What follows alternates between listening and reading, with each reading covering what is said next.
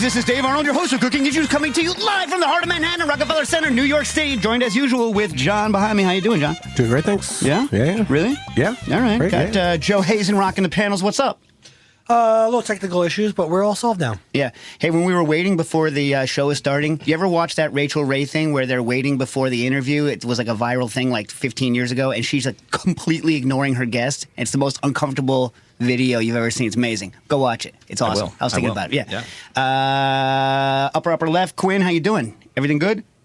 Hey, I'm good. Good. Yep. Down in Los Angeles, I believe they're both in Los Angeles, Jackie Molecules and Nastasia the Hammer Lopez. How you two doing? Good. Yeah? Yeah? All right. And today, also from Los Angeles, but in New York, so it's strange. We brought Los Angeles to New York. Today's very special guest, Mike Capoferri, which I believe means head of the iron. Head of iron. Like chief, you got it. Chief Iron Yeah. Man. Yeah, stubborn family. Iron Man, Yeah. right? Iron Yeah. heads. Iron, yeah, sweet. Yeah. Iron heads, yeah, right. And you are the force behind Thunderbolt LA bar, awesome bar where Nastasia and I did an event and / pop-up, and Harold McGee was there. Applehead dolls. Yeah. Everyone came out. It was great fun. That was great. Yeah. Thank you for that. Well, thanks for coming. So, since we're shooting, at the beginning of the show, we're shooting the breeze about what happened either right now or in the past week or so. What brings you to our fine city? We are sort of starting the year of pop-up travel. We did a sort of class on carbonation and on methyl cellulose at Bar Calico yesterday in the Freehand Hotel, and then a little pop-up. And then tonight, another pop-up, Jack's on Bond, 5 till 12-ish, 5, 11, 12, something like that. Yeah. So if you're listening on Patreon, but remember, they have cocktails until they don't anymore, so you might want to show up We early. made a lot. I would come early. The plan is to sell out by like 9:30 or 10 Right. because I'm tired. Right. Now, all right. But we made a lot. And if We you're made a looking lot up, of cocktails. and you did a pop-up also yesterday or just a class yesterday? We did it was a pop-up. It was about an hour class and then 2-hour happy hour. We just did 2 drinks. Like the 2 drinks we did in the class, we served for a happy hour for about 40 people. Yeah. Tonight's like 4 cocktails, full-on pop-up takeover.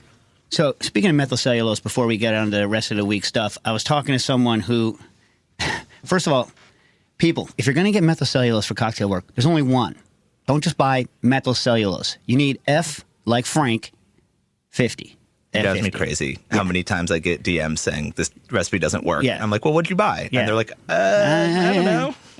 Yeah. Don't buy the one, like, for instance, specifically, the one that El Bulli, the Ferran Adria one is the one that's meant for hot gel.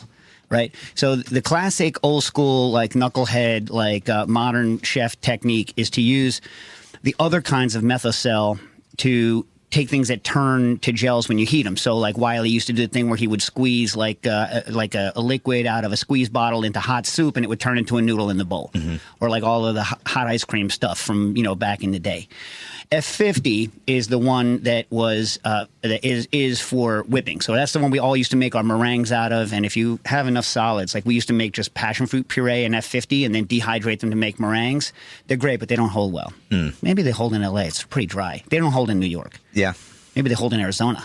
Arizona, they'll hold. Yeah. Speaking of which, next week, if anyone's going to be in Arizona, Jack Schramm and I are doing a Bar Smarts presentation in Phoenix. I don't know, Wednesday, Thursday, something. And they never bother saying that we're going to show up. So, I think you can sign up. I don't know. I don't know where to or how to sign up. So, and if you have questions for us or for Mike, and you're listening live on Patreon, call in your questions to 917-410-1507. That's 917-410-1507. And before I finish Methocell, why don't you, John, tell them how to join the Patreon or why they would want to do that. Patreon.com/cooking issues. You get access to a bunch of great things by signing up. We got 3 different levels of membership. You get different perks at every level. You get access to our Discord with access to like-minded people and other listeners of the show. It's a great community resource. Helps us get great guests. We've got a couple exciting people in the works. Just a lot of good things. Discounts with Kitchen Arts and Letters, Edwards H. Meats, other partners occasionally. So check it out. Patreon.com/cooking issues. Yeah. So back to methyl cellulose for a second. You need the F50. There used to have another one called E. I forget which. So the first letter like F or SG is the series that it's in. You need the F. The second is the viscosity of it. So, and I forget whether it's a 1% or 2% solution, but I think it's 1% is spec'd at 50 centipoise, which is roughly 50 times thicker than water, which is still thin. It's still thin, right? So anyway, they used to have one called E that was for films to make like wafer papers and stuff. You know what happened? What happened? Factory blew up. Factory exploded. Because of the methylcellulose, or well, unrelated? all powders are dangerous, right? So, like, they discovered. So, one of the big inventions of the 1800s in flour milling was this like classifier system, and they started like blowing a lot of flour around, and then they also started storing flour in massive quantities as mills started getting together, and so then they started blowing up. So then they had to like mitigate that. Yeah, any sort of aerosolized powder, real static, like boom, and blow up a factory. Anywho, so get the right methylcellulose. Yeah, a lot of people buy high viscosity. They just call it HV methylcellulose, and it's mistake. the worst. It's like the opposite of F50, and so they just end up with like Play-Doh. The whole point of F50, folks, is that it's thin but has whipping ability. Right now, I've been doing, because I'm doing the remake. So I've been revisiting using all my old methyl cell powder and stuff. What percentage do you? I'm using it. I try to make a syrup with it that can be used at the same ratio as egg white. So half ounce of the methyl cell syrup. It's not even syrup. Half ounce of the goop is enough to do a whole cocktail. Like, what are you using? Well, we're kind of doing that, but we're going one step further and making that into a 50 brick syrup that has 0.5% methyl cellulose. And so then the cocktail would have 3/4. Yeah, whatever. Rough. So we're doing like, we essentially make a semi-rich simple syrup. Right. So it's like 400 water, 600 sugar, disperse the methyl cellulose into the other 200 of hot water, get that in there. And so we end up with a 50 bricks, 0.5% methyl cellulose syrup. And then we will either use that for sours, so you're not adding that extra dilution of a half ounce of just methyl cellulose water, or we, like the cocktail on our menu, we then will add like a flavor to that. So straight methyl cellulose works really well with like a concentrate. We use a passion fruit concentrate to make a mezcal sour. If we're working with something thinner, I find the foam holds a little better if you use they either call it foam magic or magic foam. It's got xanthan in it, and it's predispersed with maltodextrin. And so we'll use that for, if we're using like strawberry juice and want to make a strawberry methyl cellulose syrup, we'll use also a little xanthan, also a little maltodextrin. I've done a bunch of xanthan tests. So I made some syrup with it. But then I think if you're going to use it in a specific drink, that's the way to go, right? It's just I wanted to have something so that at any minute you could replace an egg white in any cocktail. And I was like, if you're going to do an egg white cocktail, you want that lighter flavor anyway. So I don't know. I just made it's really concentrated mine though. Like really concentrated. Like what? I forget. It's something such that I did the math based on what I used to use for foaming. I'd have to look it up because I wasn't prepared to talk about it. Yeah. But I did the math based on the finished volume of a drink at a half ounce. So like you can't blend. You don't use a blender on my stuff. You blend it. Well, you mix it in with hot water. Listen, people, mix it in with, disperse it. See, the key word that Mike used here was disperse, right? Not hydrate. I had a guy tell me he wanted to like put it directly into water in a blender. No, you can whip a lot of air in it. If you get the foam magic from Modernists that's predispersed in maltodextrin, you can go straight in. For the F50 though. Oh, for F50, no, it's a nightmare. It's a nightmare because like I told this guy, I was talking to him, he was like, well, won't the air settle out? I'm like, if you have a month, I literally put did it one in the freezer for like overnight, and the foam might settle out. Yeah, I mean the ratio that I was using is freaking. Anyway, hot. Disperse hot. I just throw in a couple of ice cubes and stir it with a spoon. Oh, that's smart. We do 2/3 of our water phase ice cold, and 1/3 of our water phase boiling hot, and we disperse into the hot, stir into the cold. It's really fast, especially if instead of using the water for the cold phase, you're using cold syrup. So you already have your sugar in there, then you don't have to stir again and create more foam. So it's very, very fast. Right, but the key is do not blend once you're making it cold. Stir. No. Stir. Yeah, don't even whisk. Stir. Use a bar spoon. Because the whole point of this goop is that it holds. And the problem with air, frankly, is that then you can't jigger it right. I mean, you're not. I mean, I guess you are jiggering it because you're not doing a pre-batch yet. We're doing a pre-batch for the menu cocktail, the passion fruit one that has about 0.5% methyl cellulose. You don't want to go over We that. have by a the way. straight 50 Brix unflavored methylcellulose syrup. So 50% sugar, 0.5% methylcellulose that we use for like someone orders a whiskey sour. And we've played around with doing that one with also having the xanthan and the maltodextrin, and it works a little better. And it's easier to make. Well, so I've been doing, I want to say like 0.25% in the cocktail, which is a lot compared to the syrup. Yeah, because we're at less than that. If we're using if we're using 3/4 of an ounce of a In a 5 half ounce, a percent, in a 5.5 ounce. Yeah, so you're doing a so tenth of a percent. So probably. back at the French culinary days, we were doing like a lot of tasting, and you really like once you start getting up over a 0.5% finished volume of methylcell, you can really start tasting it, right? So like all of our recipes, we would try to knock the cellulose back, and we used to do like a bunch of texture effects. So I was trying to push it so that like the finished cocktail would be around 0.2, 0.25, which is why you really can't blend the stuff that I'm using. Like you cannot blend it. But the advantage of it is that you don't need any xanthan. Like because I did a side-by-side of it with and without the xanthan.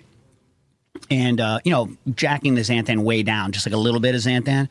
And in the foam, right? So when you're doing xanthan in an orgeat, it's fine. You need it, right? Especially like all these people doing high solids orgeats saying that, you need to add extra xanthan because you do, right? But I don't know. There's something about when I put the xanthan in, it did hold slightly better over like 20 minutes of sitting. Can you feel it? You could see it. It's not even that you could feel it. Like when I handed 2 cocktails to my wife, and I was like, bring this up to your face. Don't even taste it. Bring it up to your face. What do you see? And like the one that was xanthan, she's like, it's a little bit Santa Claus in the belly. And I'm like, yes, it's a little bit like a bowl full of jelly. You know what I mean? Yeah. And so like, I don't know. If you can get away without the xanthan. Yeah, like the one we're doing tonight, like we'll be doing the Barcelonette. It's like we're using a Satol, but it's like a Satol, passion fruit, Suze, lime. But the passion fruit is essentially like a 40 Brix, Right. 0.5%, like 1/3% methylcellulose syrup. We went 40 Brix so I can use a full ounce of it, and we get a lot of passion fruit out of it. And the way we do it, it's like this massive time saver is because acid's in it, dilution's in it, it's at 19 Fahrenheit, and all we do is pour 4 ounces, hit it with a milk frother, and pour it in the glass, and it's like the fastest sour in the world. It's like lightning fast. So we'll be doing that one tonight, and that's the one we made The battery powered jobbies? Or a little $5 on Amazon, little blitz. Yeah, I'm for those things. Like 1 second. But at Thunderbolt, don't you use the Hamilton? Yeah, when we go on the road, we use the little milk frothers. At Thunderbolt, we have the Hamilton Beach, like the stick blenders. I never. You know what? Like you, freaking Garrett. Like apparently they're great. They're great. Apparently they're good machines. Yeah, I mean they're even good for prep. Like you can use them. You can use them in prep as well. They're good blenders. Yeah. And they're not that expensive. They're not loud. I mean, they're not that expensive. Loud. They're like, if you get the Hamilton Beach name brand one, they're like $400. But if you buy the Websterant Event Co. or whatever their brand is, it's $180, and it's fine. Is it as good? Not as good looking. It's not. No, it's not as good looking. It's got plenty of power for what we do, but the way that it's not as analog. There's not just like a straight like on-off thing. You have to like use their cup, and it has to like press this safety button, and then it will blend. Oh, I hate that. It drives me. I hate that. Family show. Yeah, My yeah, bad. Sorry. Yeah. Are the cups interchangeable? Not with the Event Co. But with us, like with the Hamilton Beach ones, we're mostly doing it in the tin. Like we're using a big tin. We're never like hanging it on there because we're using it for 2 seconds. Right. We're going in. We're using the manual button. All right. So here's a safety two little thing. blitzes, and then go. Don't do this, but have you done this foot pedal For a blender? for the spindle, so you can just walk up and go like bam bam bam, and you keep your other hand free. Bam, bam, bam, bam. I love this idea. Yeah, you can buy really heavy duty momentary foot pedals. I used to use them all the time for stuff like stomp pedals, like old school. Like yeah. Joe knows what I'm talking about. Loves a stomp pedal. Loves it. Oh, yeah. Yeah, man. And they're rugged because they're meant for musicians to beat on them. Great. And animals on stage. You know what I mean? Yeah. So, I mean, it's not safe because then someone could, step on it. But they're not unsafe. They're little thingamajigs. That's like the hardest type of blender to hurt yourself on. And now that I say that, someone at Thunderbolt's going to hurt themselves on it. Yeah. But it's not really like a sharp blade in there. It's like a little Not disc. yet. Yeah. Exactly. Yeah. Anyway, try it out. Yeah. Great idea. Yeah. I love a hands-free Oh anything. yeah, I detest having to touch, especially like what if you're doing something with this other hand? Yeah. You know, Ideally, you're doing something. Squeezing a lime, flicking somebody off, something you need to, you always usually have a foot free. That's funny because you'd love my home.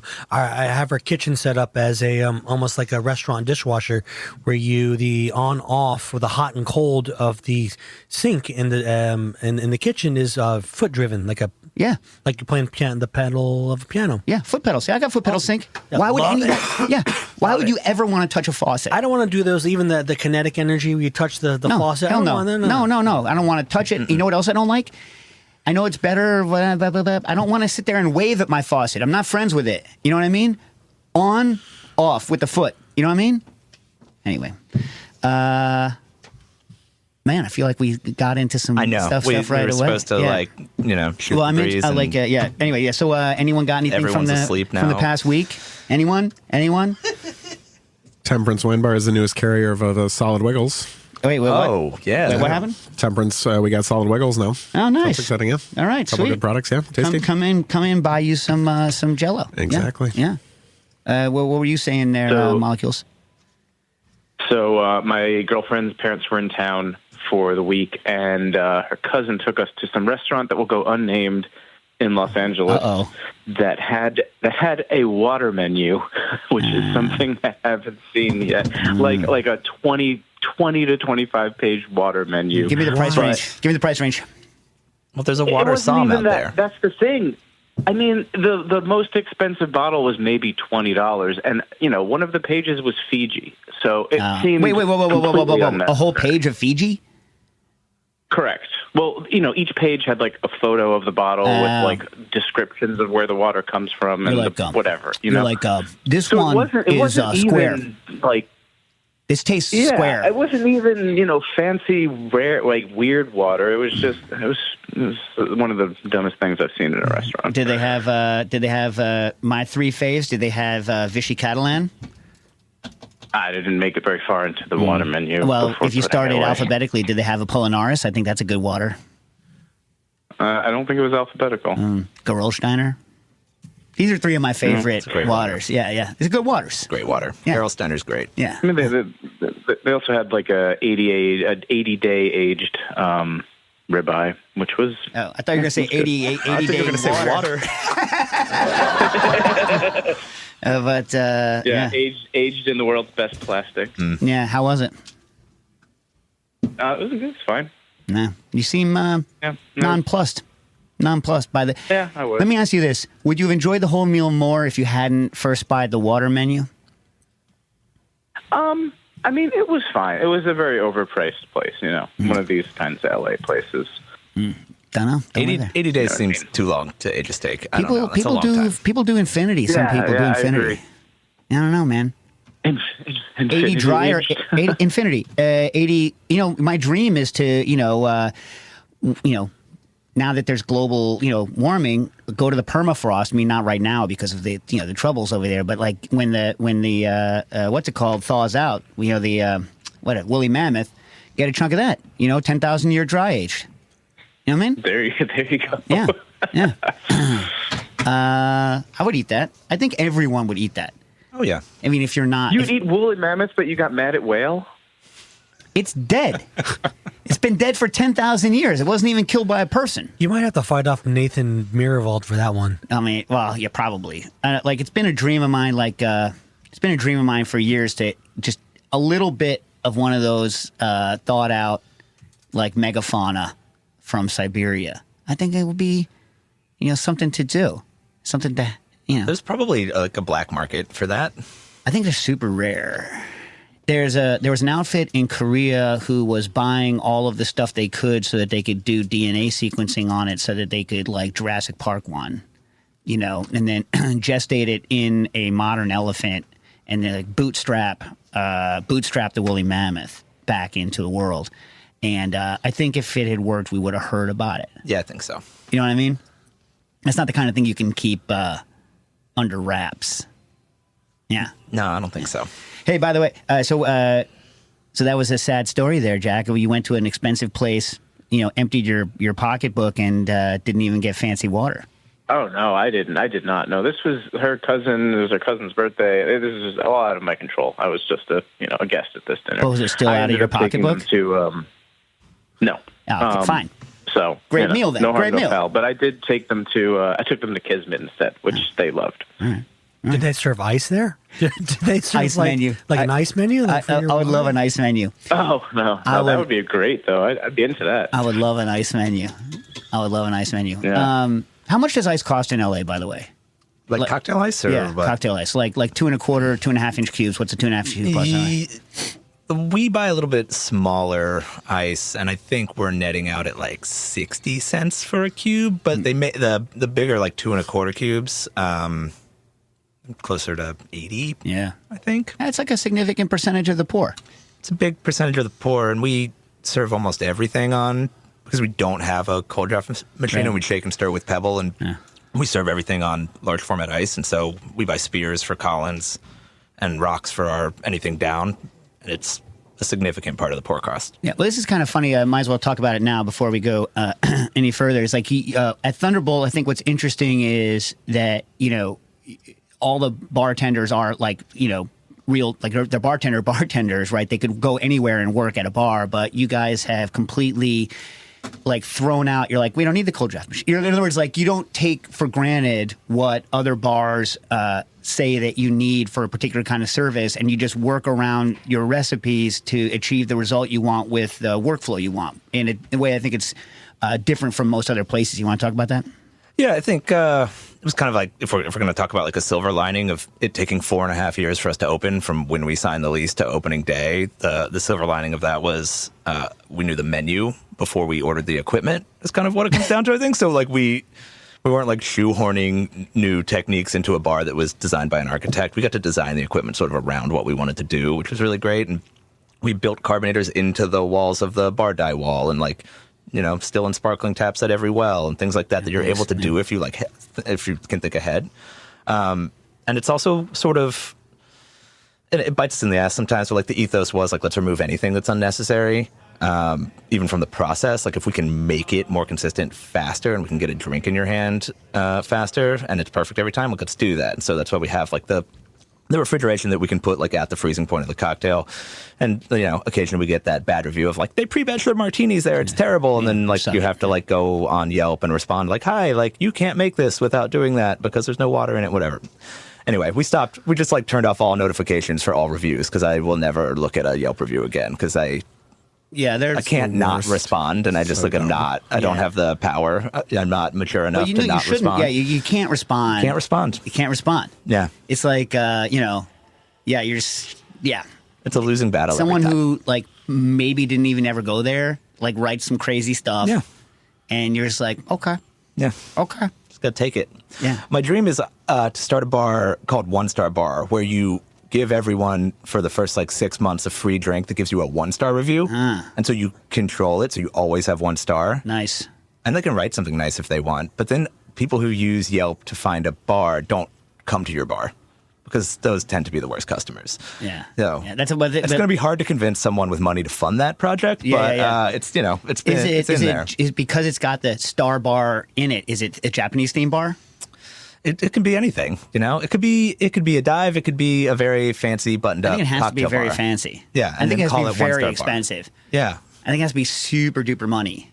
You know what I mean? Like, yeah, I like the high low thing. Like because Thunderbolt LA, you've streamlined your service and all of this stuff, and I don't know why, but as a result, but also you keep your prices pretty reasonable.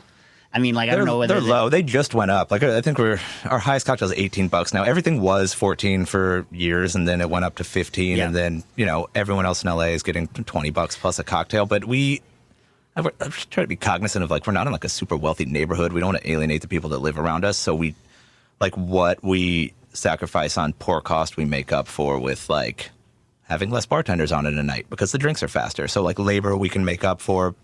We're able to like balance it out. It's not a typical bar P&L if you compared it to like most bars. Yeah. So 1-star bar though, like a Tecate is $22. Yeah, I like that. Yeah, I like that. Yeah, for sure. Yeah.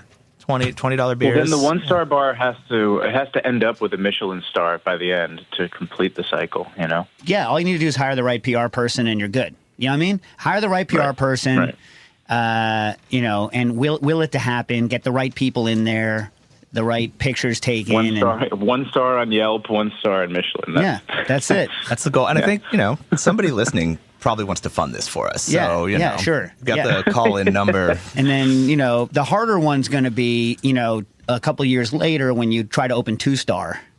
That's harder on both things. It's hard to get an exact 2 on Yelp and, you know, 2 Michelin stars for a bar. Never happened. Yeah, it would be a first. You know what I mean? Yeah. I mean, but if Giro can get 3 stars, we can do anything. Okay, great. You know what I mean? Yeah, no, I'll take your word for it. I've never been. Yeah, got to be, you know, 85 years old, got to be in a subway station, got to have a movie made about you. I was going to say, I think if you get a Netflix movie, then you can have whatever you want. Yeah. Yeah. Yeah. Every time I mention that place, Nastasi gets triggered. Yeah. Did you hear it happen? The trigger happen? Yeah, I can hear it. Yeah. Right, Stas? Yeah. She's not even No, talking. it doesn't bother me. Yeah. Ah, nice. Good. Hey, speaking of that, they've built the majority of the Spinzalls. Now we just got to get them shipped to the United States. Is that true, Stas? Mm-hmm. Yeah. Yeah. Exciting, right? You excited? I'm excited. You sound excited. Yes. Yeah, right. There are a lot of very excited people to get these Spinzalls. Yeah, I appreciate that. Mike, actually, we did not rig this. It's just because you also were the biggest placer of orders, had the most entries into the raffle. You were the winner of the raffle. Yeah, we got and the you received prototype. It. Yeah, we and got what do it. you think? Yeah, we've been beating it up, and it's doing great. Yeah, we've run a lot of stuff through it. We've been doing a lot of batch mode stuff, and I won't go too far down a rabbit hole for people who don't care about Spinzalls that are listening. But yeah, continuous mode, batch mode, everything's been great. It's fast. It's cut. I mean, we were doing 15-minute cycles for Justinos and for tomato. We do in batch mode, and now we're running 4 or 5 minutes. It's a lot faster. Way faster. Way faster. Yeah. Oh, yeah! Better, stronger, faster. Yeah. It's the Lindsay Wagner of centrifuges. You know, Bionic Woman. There you go. If you remember her. Also, I'll be remiss to say next week we have Andre Mack. He had to cancel before. He's coming on, so get your Andre Mack questions in. And the week after that, Michael Fabro is coming in to talk about ikejime and farm-raised salmon, coho salmon. So raising them inland, and then I don't know if he's doing needle through the spine. I think he's just doing brain spike. I mean, apparently it's an ikejime robot. Well, I mean, do you need a human to do it or no? What do you mean? Yeah, he's got an engineer who's it's a robot. But it's brain spike only, not spinal ablation. So, you know, I don't know. half ikejime. But really, ikejime is just a killing technique. The shinkanuke, the spine ablation, that's what I used to love. You know, testing. I mean, I didn't enjoy the act of killing the fish and sticking the rod up its spinal cord, but I did enjoy the results of it. You know what I mean? Yeah. Yeah, delicious. It sounds tedious.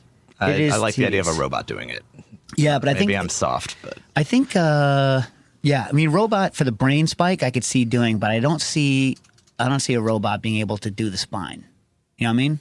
I don't. There's robots that can sew the skin on a grape. Yeah. I've seen that video. If you have a couple $1 million, yeah. If you have a couple $1 million, you can buy one of those completely it's basically human hands, and then you just motion control. Yeah, for sure. But I mean, if you're an actual company trying to sell fish, I don't think you can do it. You know what I mean? It's possible. Yeah, a lot of things are. We've sent someone to the moon before. That's possible. You know what I mean? It's just not really, likely. What about you, Quinn? You got anything this week that happened before we get into the meat of the questions? We got some meat already. Go ahead. I've started some projects. I'm applying my guanciale recipe to some goose breast, which I think will be interesting. And I have started 2 new regular guanciales, and I am starting to change one variable for each piece. Okay, nice. Is it going to be? Are you going to make it the same level of dryness? Before you made it pretty dry, right? It was dry, more like the one. Again. Yeah, you were doing La Quercia level drying, not Volpe level drying. Volpe is a wetter guanciale, which I kind of like a wetter guanciale. Yeah. And La Quercia is like a piece of wood. You can, mail that to the future and it'll still be the same. You know what I mean? Where are you? Somewhere in between those two? Have you had the liquercia or no? I haven't had any of those. Yeah. Volpe you probably had. If you just buy guanciale somewhere, it's 9 out of 10. Well, maybe in the States it's made by the Volpe Corporation, but no offense to Volpe. I like Volpe. It's fine. It's good. Yeah. All right. So, and are you thinking that that's the best thing to do with the goose because once you dry it, you're not going to notice how stringy and tough it is because you're going to slice it real thin? Well, no, I want it. It could have been a little fattier because it was actually kind of a young goose, but I'm basically trying to get the closest I can to a pork cheek, but with poultry. So I figured a goose breast would be decent. Why? Why goose as pork? Like why is a goose more porky than duck? Well, I thought there'd be a bigger fat cap on the breast. I don't know. They raise a lot of ducks. I don't know. They do a good job raising ducks. Whatever. Anyway, let me know how it works out. Speaking of Quinn, we have a question that only Quinn can answer. You ready for this, guys? Ready? All right. You ready for this, Quinn? Yeah. All right. Where is it? Okay, from DJ Random 927. Hey team, I got a question about umami. At this point, everyone is familiar with MSG, that's modern sodium glutamate, but there are other compounds that provide umami sensation, such as IMP, which is, I believe, IMP. It's a ribonucleotide thing, monophosphate, and GMP. From my understanding, these compounds amplify the effect of MSG, but do they actually contribute flavors on their own? Is there a point to using these compounds if you can just add more MSG? I can see in the case of dry preparations like chips, but in a liquid preparation, would it make any sense? And the reason they don't use it, the reason I think they use as little of it as possible, I think it costs a lot more than MSG, which is fundamentally free. But my friend DJ Random, you are in luck because my man Quinn happens to have bought 400 grams of a mix of IMP and GMP. And Quinn, how much did that 400 grams set you back? I don't remember. It wasn't like a lot of money. I think it was like $30-40. Okay, so it's a lot for a potato chip manufacturer to do by the ton compared with MSG. So it's like 15 times or 20 times or 30 times the price of MSG, but it's not going to break the bank of a home worker. I'm sure it'd also be cheaper if you bought a lot more. Same with MSG, though. You know what I'm saying? What I'm saying is that like it's the thing that would be expensive to use industrially, and so you would minimize its use, but it's not relevant to the cost for someone like you or even for like John at the restaurant. That's what I'm getting from you. Yeah. Okay. Now, you have not yet tasted it on its own, but there next to you right now is a bowl of powder, and Quinn is going to taste it for you. Random DJ. No, wait. I do have a disclaimer. Okay. Because the usage rate is so low, this is dispersed. I dispersed it in a little bit of maltodextrin. That's fine. That's fine. It's just going to make it sticky. Flavor. You have to eat more of it. All right, here we go. All right, ready? Come on. I feel like. What do you got? I would say on its own, there is like the aftertaste of a strong cheese. Aftertaste of a strong cheese. Like, obviously, when you taste a Parmesan or a really aged cheddar, you get the initial, like, savory hit, but then there's, like, the aftertaste. And I would say, in other instances, when I've cooked with it, not with MSG, just on its own in other food, I would say it makes things taste more brothy. Yeah, well, that makes sense. I mean, the whole point of it, I like how the base is still like decreasing down.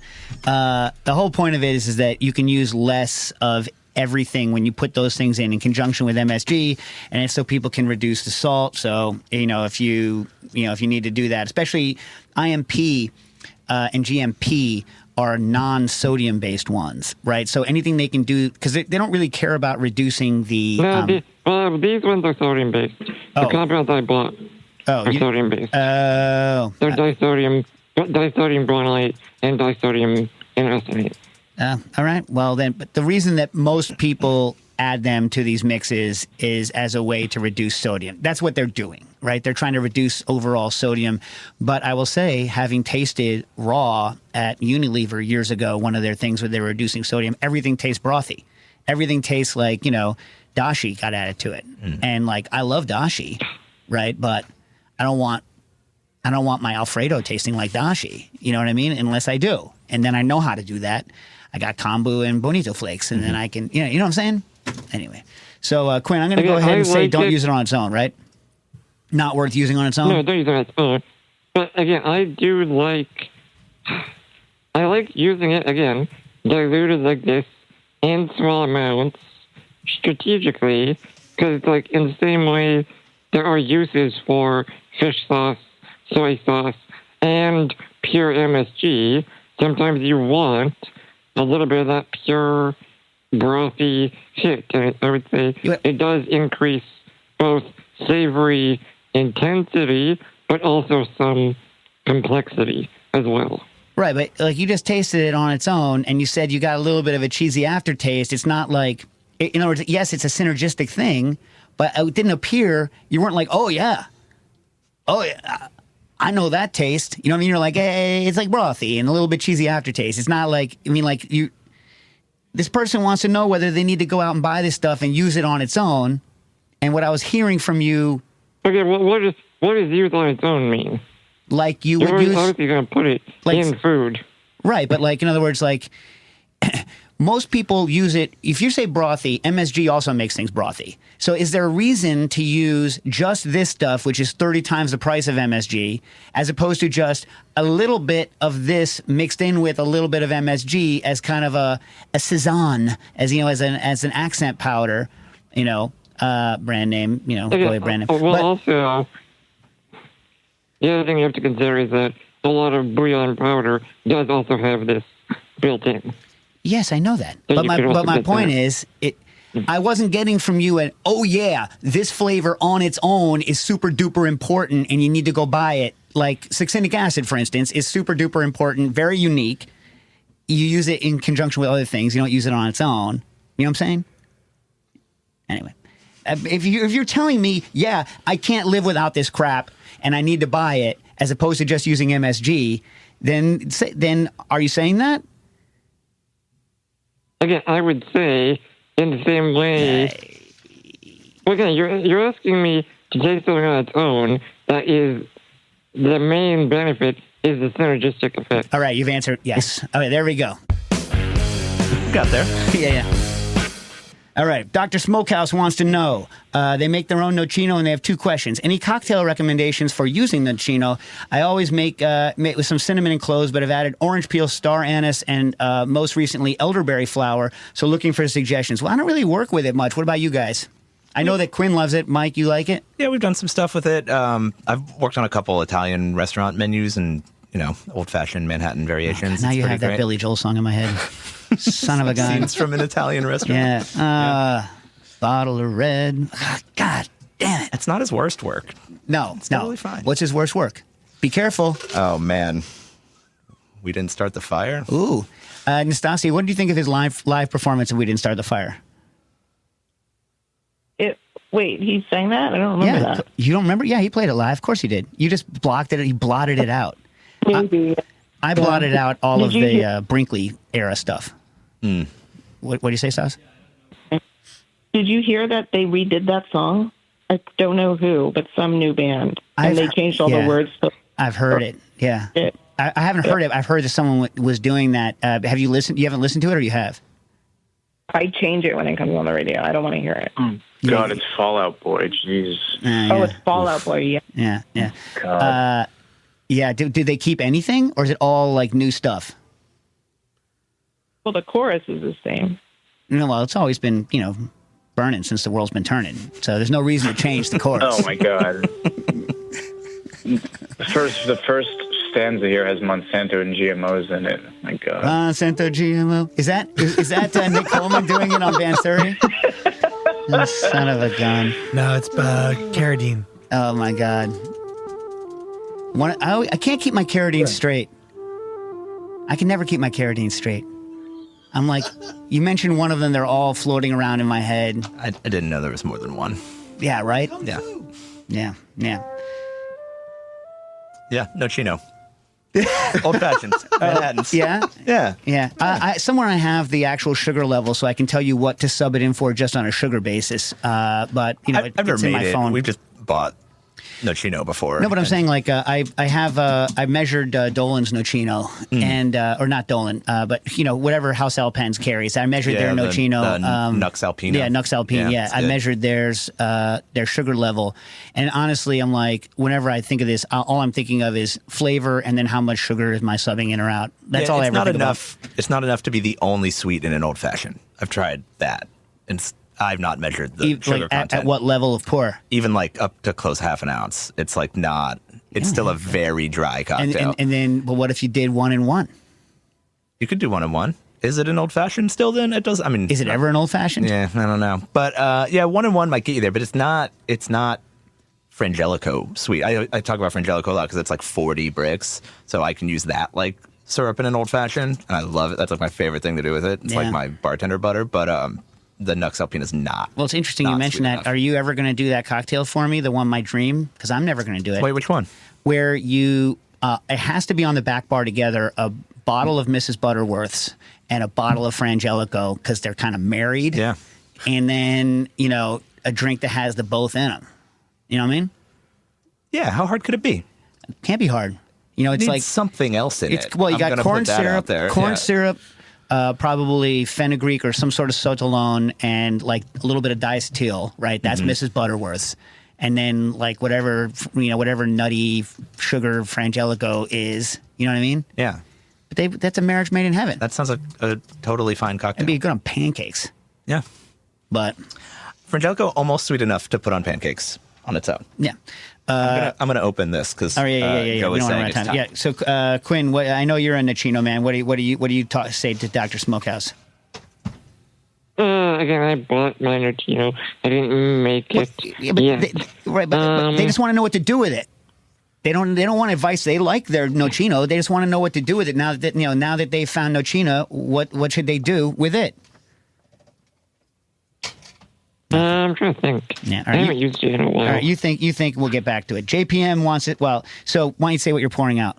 Oh, okay. So I brought. Look, I found out I was coming on the show after I was in New York, so I didn't get to bring anything from home. But I brought one of the cocktails we're doing tonight. Really plugging this event. Like, you hear this? You hear this, people? That's the sound of somebody caring. Care a lot. I am degassing a carbonated bottle of cocktail very slowly. I appreciate this. I appreciate this no end, because when someone just goes shblam and like undoes the thing and like ruins all their work, I get depressed. Well, it hurts my feelings. Every bartender at Thunderbolt has at least once like lost their handle on these tops and hit the ceiling, and we have to mop the ceiling monthly because of that.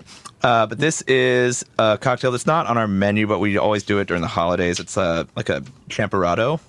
So we use the Nixta for that like masa flavor. Very cute. Champorado, if someone listening does not know what I'm talking about, like the traditional Mexican hot cocoa beverage made with masa.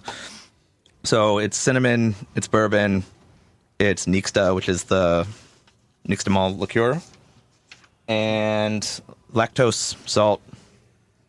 And we have that question's coming up next, actually. Carbonation. I think that's all that's in here. Yeah.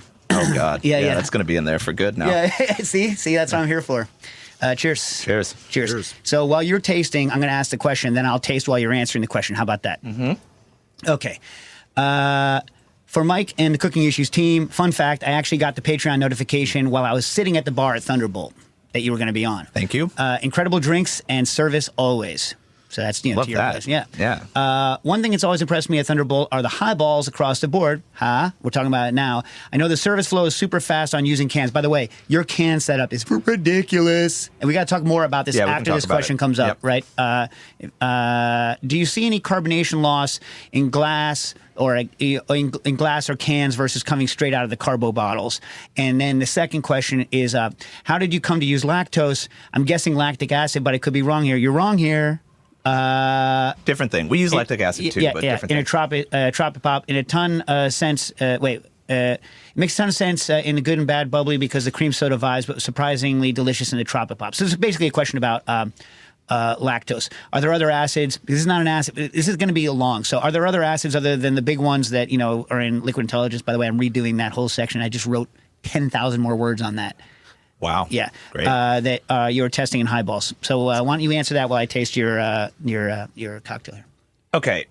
We can talk about carbonation loss first. I think I'll try to go in order of what he said. So, okay. Yes, there is inevitably a small amount of carbonation loss going from the carbo bottle to the can. However, it's much less carbonation loss than like trying to slowly degas these bottles and re-fluff them with carbonation every time you serve one of the cocktails. And so I think a can is like the superior delivery vessel. That's why we do it. It's fun. It's fun. We were carbonating cocktails since we opened, but we were serving them in the traditional way of degas the bottle, pour very slowly down the side of the glass, takes forever, recarb it, put it away. Your drink takes a few minutes. COVID happened. We were able to sell cocktails to go. We got the can steamer like week 1, so we immediately moved to a can. We got lucky. I have a lot of people to thank for that. Yeah, there was people in LA who like knew what we were doing and made that thing appear for us, and we ended up getting to keep it, which was amazing. So, Jason Brand and Joe Brook, if you're listening, I love you guys. So we still are able to sell to go. That's one of the reasons we still can, but we realize that the can is like a far superior vessel for serving this thing. One, because it's instant service. And again, we run into that thing where I have to be like, yes, it's in a can. We made it here. Yeah, it took 3 days. It. Yeah, it took us a couple days to carbonate it, and then we canned it for you here. And then once people hear that, they're like, oh, whoa, and they get it. But you gotta hold people's hands a little bit. How is it that you like service but it's two people and people are so problematic?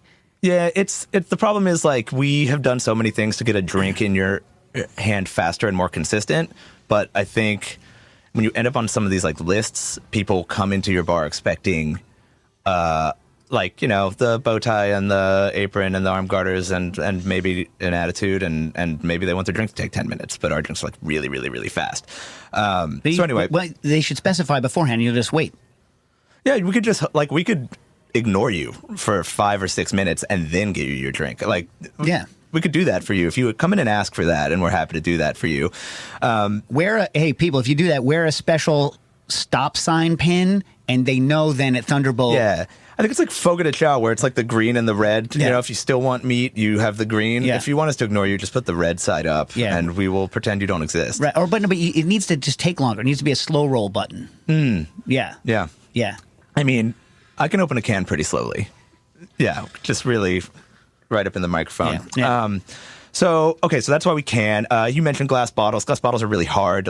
They hold carbonation fine, but counter pressure bottling is an absolute nightmare. Like if you don't have $100,000 counter pressure bottling rig, then you have to use one of these like handheld teas, and it's like sort of a complicated choreography of purge air, gas on, fill, and you make a huge mess. And we used to do it. I hated it. It's a nightmare. I could probably do 30 cans in the time it takes me to do 3 bottles. Yeah. So the cans are hyper fast. We got good at the bottles, but I hated it. I could do 10 perfectly, and then on the 11th, I spray cocktail all over myself. I got to start over. Okay, and then lactose. I get this question a lot, and people are thinking lactic acid. Lactose is a sugar. Lactic acid is an acid. Lactic acid is tart, but it's not like citric or malic tart. We use it a lot, and I'm about to, Dave, I'm going to transition to liquid. Gotta go liquid. Like you are, and I want to talk. We'll talk about that later. But we're still using powdered lactic acid. The Tropic Pop is honestly on its like 3rd recipe of the same cocktail. We do this a lot. We're like constantly updating. It didn't have lactose when we started. It was also like a 6.25 ounce volume when we started. But when we moved to cans, we had to switch up the recipe, make it a little lower ABV, and make it bigger to fit an 8-ounce can. And so we, at that point, sort of revisited it and started from scratch. And because we were lowering the ABV, we had to do a few things. One, I wanted more creamy texture, and so lactose gives you that. Lactose is also, it's a non-fermentable sugar. It's not near as sweet as sucrose. So what it does is help lower my freezing point so that when I lowered the ABV to put it in an 8-ounce can, it wouldn't freeze in our refrigeration at 19 Fahrenheit. So lactose helps me get to that lower freezing point while adding the creamy texture. And it's the same thing for the good, bad, bubbly that you mentioned. Yeah. So, we like lactose a lot, and we put it on the menu because some people are lactose intolerant, and we are like almost a completely allergen-free place. And we started toying with glycerin a little bit. We use it in our non-alcs a lot, but we started toying with like potentially glycerin could replace the lactose in the Tropi Pop. Well, it's not going to give you the antifreeze. You'd have to switch to invert. You have to switch to invert sugar. Yeah, it's not going to help with the freezing. If you used invert sugar, because it's twice the freezing power. So, like instead of sucrose, if you used invert, it'd be twice the freezing power. But have you? I'm sure you have. I started playing around. I love glycerin. So my latest thing, and someone asked a question. I think it was Michael J.K. about my. I think. Sorry, this is also interesting to me. Is like because as we're working on the book, the new stuff I'm working on, I'm trying to work on stuff that is as plug and play. I'm always like a plug and play person if I can be. So I'm trying to make things that are like swappable around. And so one of the issues with glycerin is like, what are you going to add it to? Because you don't want to add it. It's hard to add a la minute unless you're doing batch cocktails. So if you're actually using it in jiggering, right, it's fine if you're carbonating, but if you're doing jigger stuff, so like I have the two things I use are Glimple, which is glycerin simple syrup, and Glacid, which is glycerin acid mix, and I'm really loving the Glacid. But Michael wants to know, Quinn, can you get it from me and I'll put it on the Patreon like soon? Yeah. So the thing about Glacid is. Like I'm using it in Amaros constantly because you can't a la minute carbonate every Amaro you own.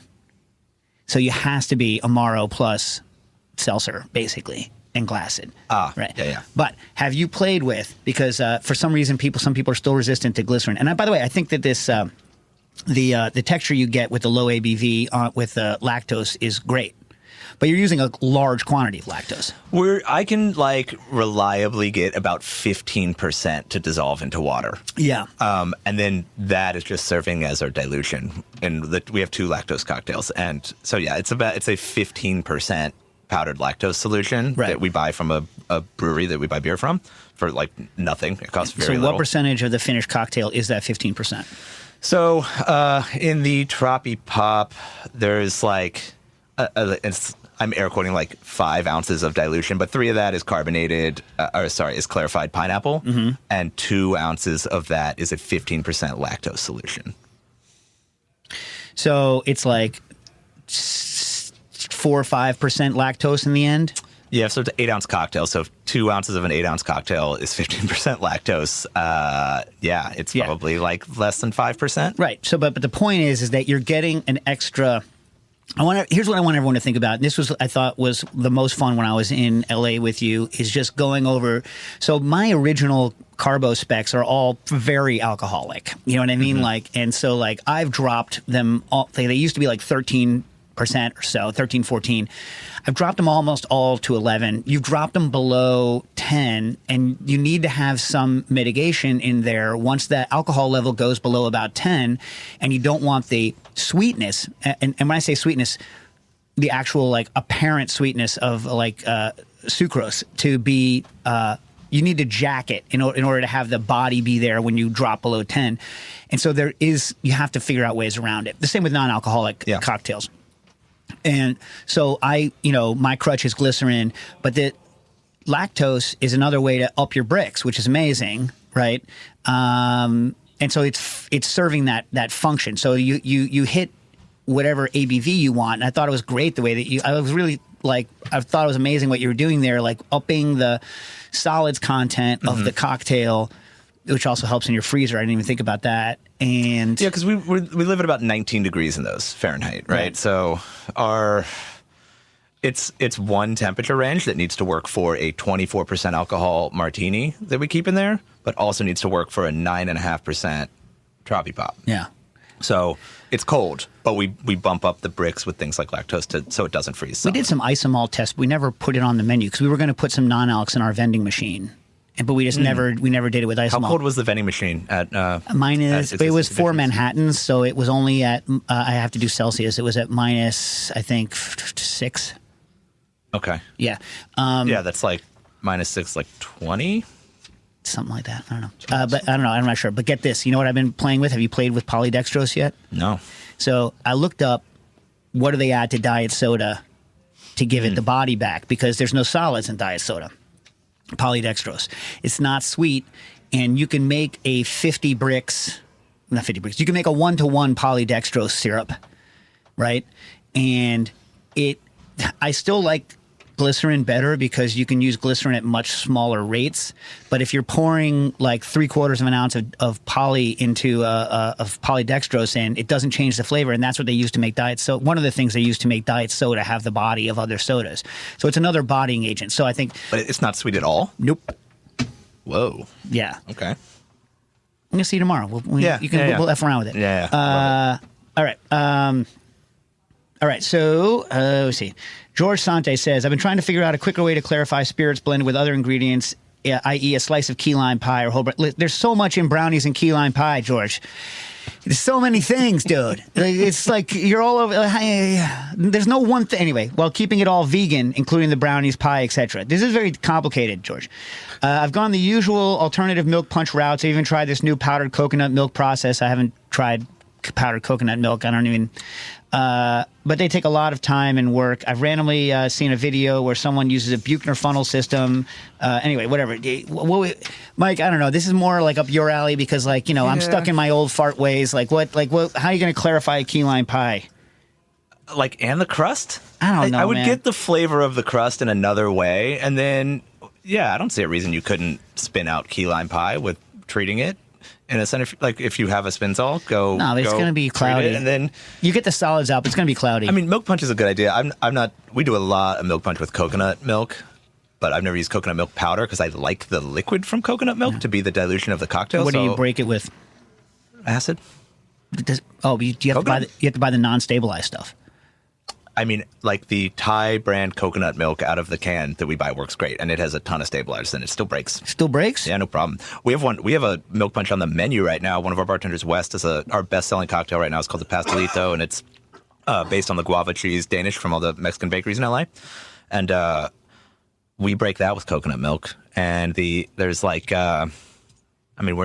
There's no citrus in it. We're using citric acid to break it, and not a lot, like somewhere in the realm of half an ounce per cocktail. Speaking of acids, we didn't answer that other part of the question. We're going to run out of time, but listen. So I've been trying to think of other acid blends because lime acid, especially with the succinic. Succinic's good, right? You like the succinic. It's amazing. Yeah. Yeah, game changer. And the champagne acid, which I love in Amaros and other things like this. That's my crutch for non-alcs or for low alcs. Chinar and Glassed, man, like all day, every day. But I've been trying to figure out other acid blends, like especially with phosphoric. I've been trying to figure out a good use for acid or just phosphoric. I've tried carrot, like carrot cola, but I've got stuff that's okay. We used to do an Amaro, we called it Amaro Cola, and I can't remember the recipe. There were like 4 different Amari in it and phosphoric acid, and that was cool to try to do like it came out like, it's like Dr. Peppery and like phosphatey. Yeah, it's fine. Yeah, I mean, it's like Dr. Pepper is phosphoric and citric, so it's good in cocktails, and I think so is Pepsi. That's their thing. Starving Violist. I wonder if you explain what's up with sous vide recipes that call for long oven cook times after the cooking is done. For example, a recent Chef Steps recipe for faux porchetta calls cooking the belly sous vide for 24 hours to set the texture, then popping it in a 400-degree oven for 30 minutes to render and brown the skin. The meat continues to cook in the oven, right? Aren't you going to end up with something like traditional texture? Is a sous vide just fancy par cooking at that stage? And the recipe engineered so that they hit their desired doneness with less oven time than doing it from scratch. For the record, I grew up vegetarian and first ate meat at the age of 29, and I tend to prefer fussy sous vide textures for meats rather than traditional ones. Okay, so listen. Yes, starving. That's sous vide for insurance, right? Low temperature for insurance. But because 30 minutes in a 400-degree oven is nowhere near long enough to cook a porchetta, right? So typically you would let it cool for a little while before you put it in the oven. So there's no danger of overcooking the inside. You let the entire meat. You cook the center up to where you want, right? Then you let it cool for a while, right? And then you blast it in the oven so there's no danger of overcooking. But yes, it's just separating the variables. The variable of the inside of the meat and the variable of the skin. Separating them is always a good thing. But yes, it will give you a more traditional texture. If you want it less traditional, you want it wall-to-wall. I've tasted big pieces of meat that are wall-to-wall. Meh. You want some texture in that. Yeah. But if you don't, then just deep fry that sucker. Like pull it out, cool it for a while, deep fry it, get that skin to puff up. Mike, while I have you here, have you ever used citrus trifoliata, the weird sour oranges that no one? I've used them, but not in years. They grow in Phoenix on the side of the street. No. And I've used them, but they're like bitter. So like they're worried. John's worried because they're bitter and like weird. But just embrace the bitter weird. Like don't you love I bitter love lemon? Bitter orange. Bitter orange. Yeah. Bitter orange is amazing. Yeah, John, just use it. I've never had those. Yeah, just don't get rid of the weird. Embrace the weird. Yeah. Mike, listen, pleasure to have you on. You're welcome Thank you anytime for you're having back in me. New York. It's an honor. Someone go to Jack's, hang out, go to Thunderbolt LA if you want. If you want to see, and I love your champurrado. Thank you. If you want to see somebody doing a really, really good job and doing it their own way and being fresh, go check out Thunderbolt LA in Los Angeles. What's the neighborhood again? It's in Echo Park. Echo Historic Park. Filipino town. Nice, beautiful. Cooking issues.